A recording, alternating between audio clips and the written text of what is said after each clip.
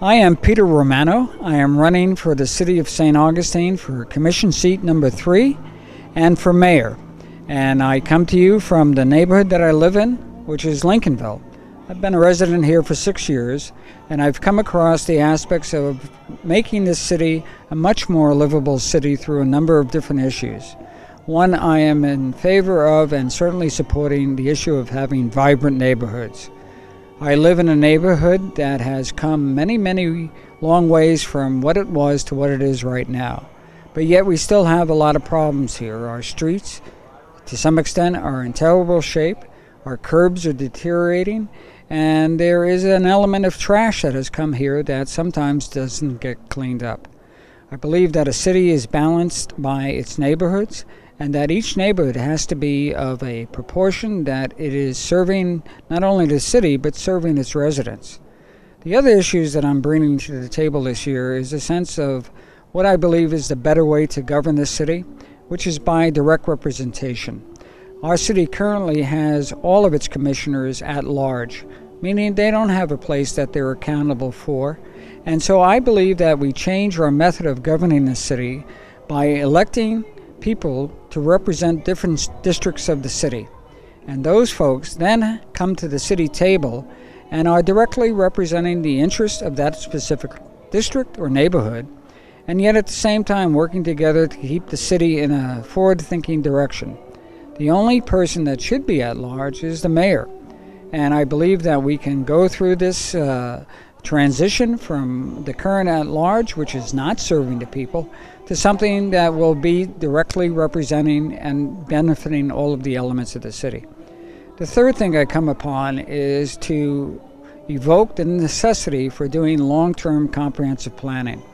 This is an established way in progressive cities of knowing where it should be in the 21st century.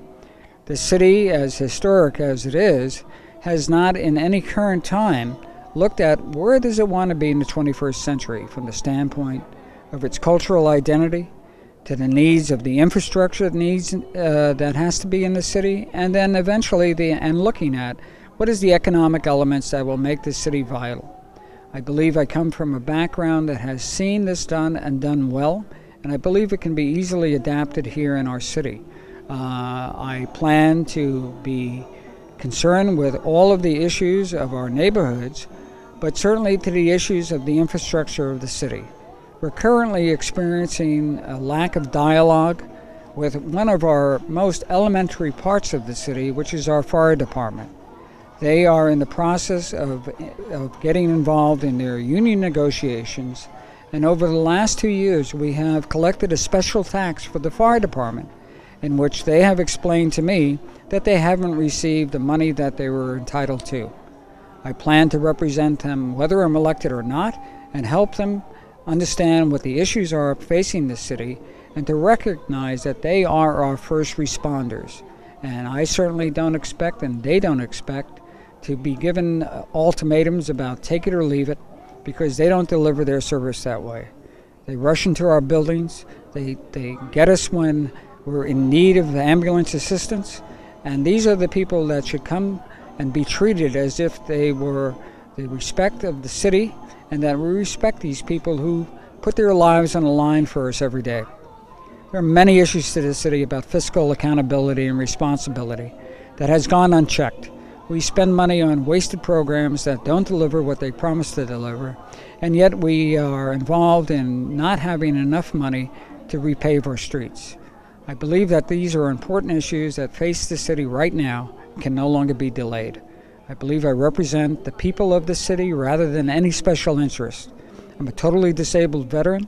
I get my money from 2 places, the U.S. Veterans Administration and the Social Security.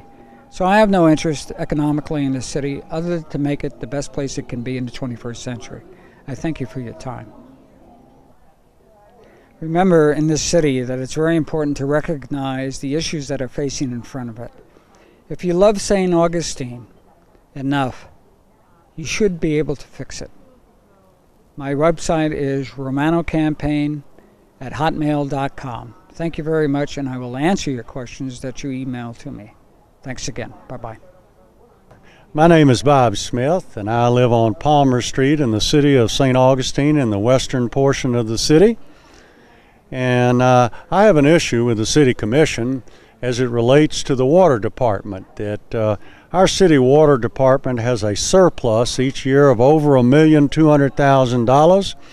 And this past year, they took that $1,200,000 and used it to build a large water line, I think 10 inches, out Highway 16, out the city, outside of the city, on out into Highway 16 where there is multifamily development. I feel they made a major mistake by spending that money when we have many fire hydrants throughout the city, but particularly in Lincolnville, where the hydrants are fed by undersized lines, either 2-inch, 4-inch lines, that if a fire occurred, there's not enough water to give the firefighters sufficient flow to fight the fire. I think we should have used that money to upgrade all of the water lines in the city to where every fire hydrant was at least served by an 8-inch line that the fire code standards require. I think this is a terrible waste of the taxpayers' money. It's irresponsible, and I question the legality of being able to go outside of the city limits before you take care of the residents and the taxpayers' needs for water. Thank you very much. The 109th Congress is the most corrupt in history. From sea to shining sea, we face a choice on November 7th. Get rid of the people who are funded by corporations, swathed in greed, polluting, price-fixing, stealing your money, corrupting our government, destroying the environment, destroying worker rights, destroying rights to safe workplaces, a clean environment. We have congressmen from the Republican Party who've been convicted of crimes, who are the objects of search warrants, who have stolen your money, who have taken money and given it to contractors who don't do a just day's work for a just day's pay. Vote Democratic.